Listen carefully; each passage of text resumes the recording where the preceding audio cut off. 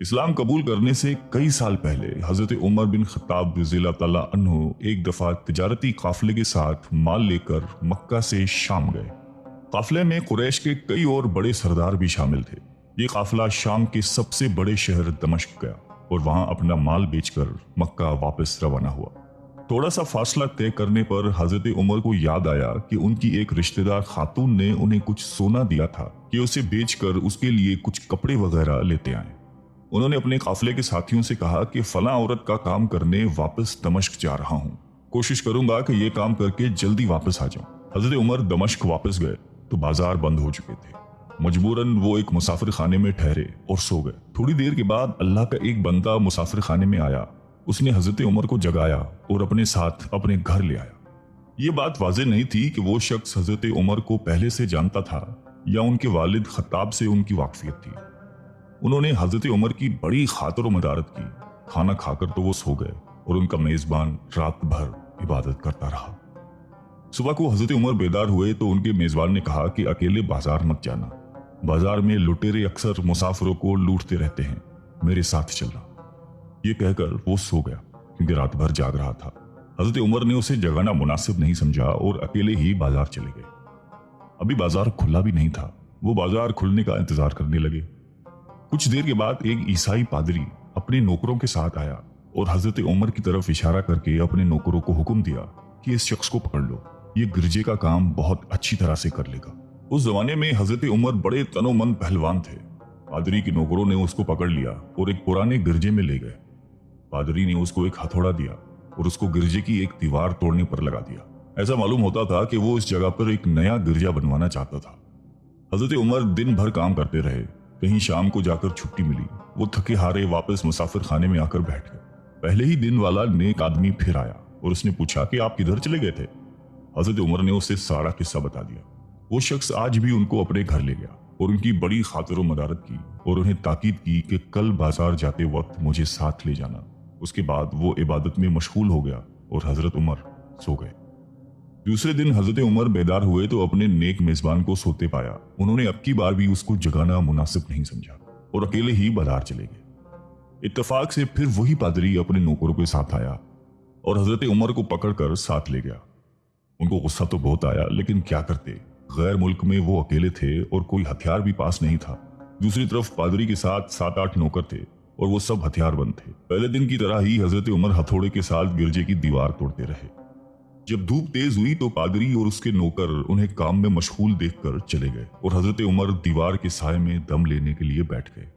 اتنے میں وہ پادری گھوڑے پر سوار چپکے سے آیا اور حضرت عمر کے سر پہ ضرب لگائی اور کہا کہ ہم سب گھر گئے تو نے کام ہی چھوڑ دیا۔ اب حضرت عمر کو صبر کی تاب نہ رہی۔ انہوں نے ادھر ادھر نظر دوڑائی، ہر طرف سناٹا تھا۔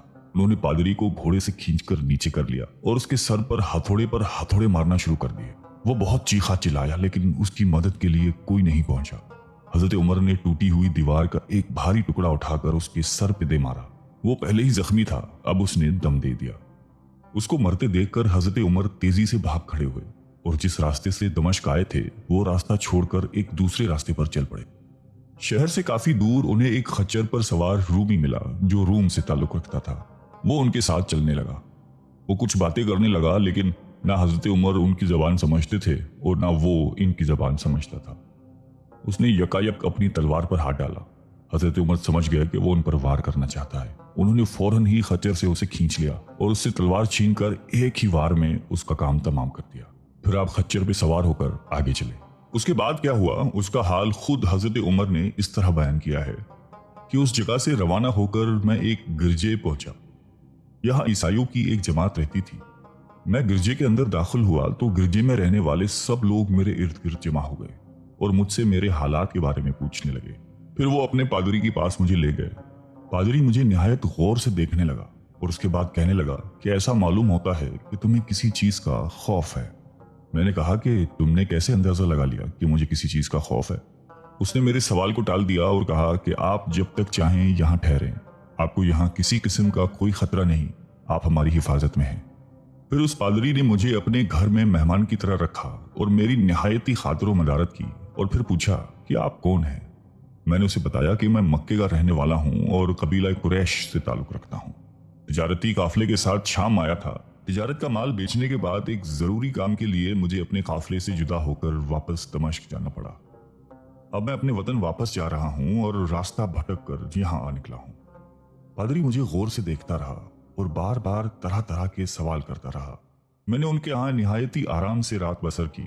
सुबह को आपने पूछा कि आपका इरादा यहाँ ठहरने का है या आगे जाने का। मैंने कहा कि अब मैं आपसे रुखसत होना चाहूंगा। ये सुनकर पादरी ने अपना एक शानदार गधा, जो बड़ा खूबसूरत और निहायत ही तेज रफ्तार था, ले आया। उस गधे की पीठ पर खाने की मजेदार चीजें और कीमती तोहफे भरे हुए थे और फिर कहने लगा कि आप इस गधे पर सवार हो जाएं और चल पड़े। रास्ते में आपका गुजर किसी ईसाई के मकान के पास से होगा तो वो आपको इस गधे पर सवार देखकर आपकी बेहद ताजीम करेगा और आपकी खातिर मदारत में कोई कसर नहीं छोड़ेगा। ये कहकर पादरी ने मेरा हाथ पकड़ा और तन्हाई में लेकर कहने लगा कि ए उमर, आप पर मेरा हक वाजिब हो गया। मैंने कहा बेशक। उसने कहा आपका ताल्लुक एक मोअज़्ज़िज़ कौम से है, मेरी आपसे एक गरज है। मैंने कहा कि आप बयान कर ले, लेकिन हैरत की बात है कि आप जैसा बड़ा आदमी मुझ जैसे परेशान हाल मुसाफिर से कोई गरज रखता हो। उसने बड़े यकीन भरे लहजे में कहा कि सुने, मैं एक ऐसा आदमी हूं जिसे अल्लाह ने आसमानी किताबों का इल्म अता किया है। मैंने आपकी जात में बहुत सी ऐसी निशानियां देखी हैं जो ये जाहिर करती हैं कि जब एक मुकर्ररा मुद्दत पूरी हो जाएगी तो हालात में जबरदस्त तब्दीली आएगी। उस वक्त आप हमारे मुल्क के हाकिम बन जाएंगे और यहाँ के सब शहरों में आप ही का हुक्म चलेगा। उसके बाद पादरी ने अपनी जेब से दवात, कलम और कागज निकाल कर कहा कि मेरी गरज ये है कि आप इस कागज पर लिख दें कि इस गिरजे और इसकी जायदाद पर किसी किस्म का कोई मौसूल लागू नहीं किया जाएगा। मैंने हैरान होकर पादरी से कहा कि आप मुझसे मजाक तो नहीं कर रहे? उसने कहा कि कसम है उस जात की जिसने ईसा अलैहिस्सलाम पर इंजील नाजिल फरमाई, मैं जो कुछ कह रहा हूं वो बिल्कुल सच है। आप मेहरबानी करें और मेरी दरख्वास्त कबूल फरमाएं। मैंने पादरी की बातों को उसका वहम समझा और जैसे उसने कहा मैंने उसी तरह कागज पे उसे लिख कर दे दिया। उसके बाद गधे पर सवार होकर चल पड़ा। रास्ते में मुझे कई जगह पर ईसाइयों की जमातें मिली। उन्होंने मुझे एक पादरी के गधे पर सवार देखकर मेरी बड़ी खातिर मदारत की। मैं इस तरह जगह जगह ईसाइयों का मेहमान बनता तबूक तक पहुंच गया। अल्लाह की शान जिस तिजारती काफले के साथ में गया था वो काफी देर मेरा इंतजार करने के बाद उसी जगह से चल पड़ा था जहां मैंने उसे छोड़ा था और अब तबूक में एक कुएं के करीब डेरा डाले हुए थे। काफले वाले मेरे साथी मुझे देखकर मेरी तरफ दौड़ पड़े और मुझसे मिलकर बहुत खुश हुए और कहने लगे कि इब्ने खत्ताब, हम लोग तुम्हारा इंतजार करते करते बिल्कुल मायूस हो गए तो हमने उस मकाम को कूच कर दिया जहां से तुम वापस दमिश्क गए थे, मगर तुम्हारे बारे में हम सख्त परेशान थे। ये तो बताओ कि इतने दिन तुम कहाँ रहे? मैंने वो तमाम हालात बयान किए जो मुझे पेश आए, लेकिन पादरी से जो मेरी गुफ्तगू तन्हाई में हुई वो बिल्कुल जाहिर नहीं की, क्योंकि मैं पादरी की इस बातों को उसका वहम समझता था और उसके अकीदे की कमजोरी समझता था। कुरैश के एक सरदार अबू सुफियान भी उस काफिले में शामिल थे। उन्होंने मुझे इस शानदार गधे पर सवार देखकर कहा, अरे तुम लोग इस नौजवान की इकबाल मंदी तो देखो, इसे किसी ऐसे मैदान में छोड़ दिया जाए जहां न पानी हो न सब्जा, फिर भी इसे रिज़्क मिल जाएगा। पादरी ने रुखसत करते वक्त मुझसे कहा था कि जब मैं अपने साथियों के पास पहुंच जाऊं और गधे की जरूरत ना रहे तो उसकी रस्सी को मजबूती से बांधकर गधे को उसी जगह पर छोड़ दूं। लिहाजा मैंने ऐसा ही किया।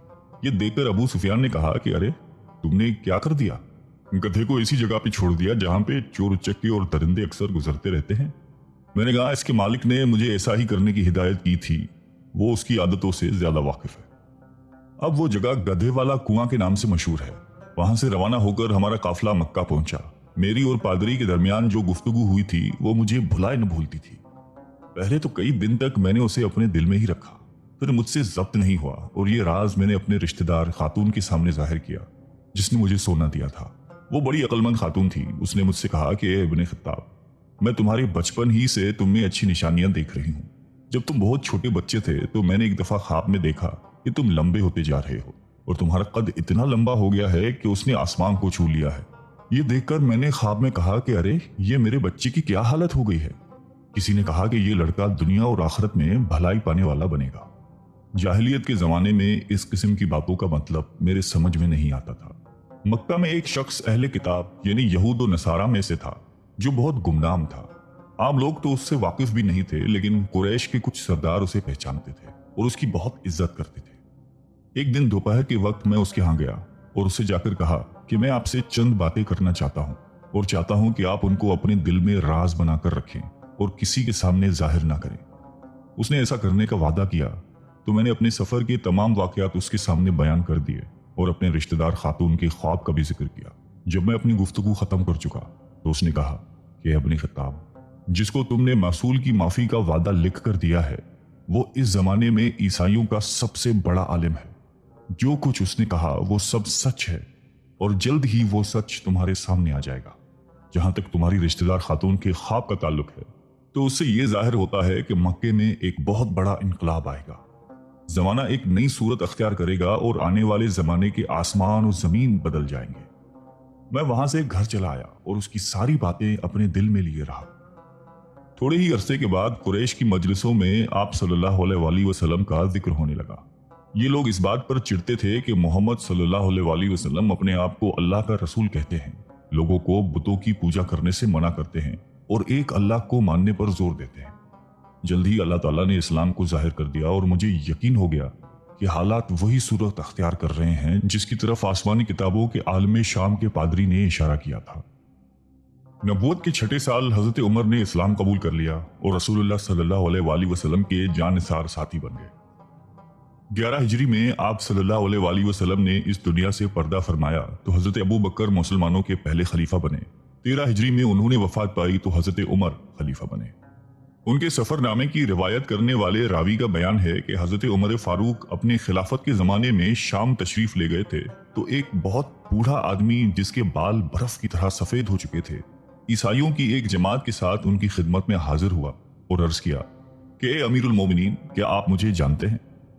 हजरत उमर ने फरमाया कि अगर आप शाम के फला नगर के पादरी हैं तो मैं आपको पहचानता हूं। उसने कहा कि जी हाँ, मैं वही पादरी हूं।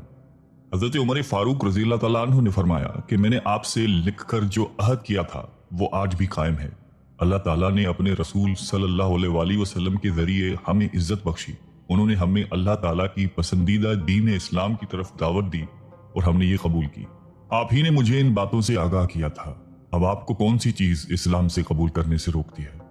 बूढ़े पादरी ने हजरत उमर की बातें सुनकर उसी वक्त अपने साथियों समेत कलमा पढ़कर इस्लाम की दौलत हासिल कर ली।